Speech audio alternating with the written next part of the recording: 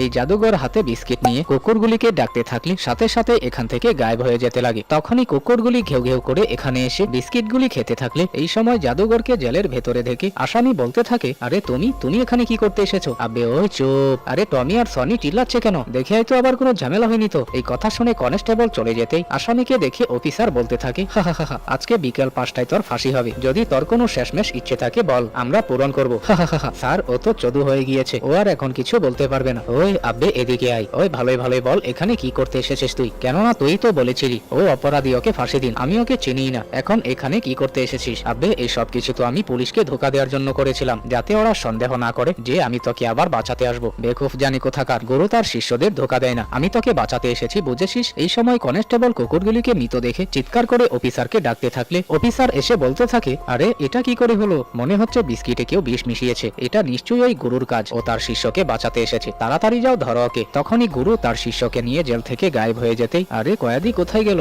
আরে কয়েদি কোথায়? আর দরজা কে খুলেছে? আরে স্যার দরজা তো আমি খুলেছি, কিন্তু কয়েদিকে তো পেলাম না। দুনিয়ার কোনো জেলই গুরুকে বাধা দিতে পারবে না।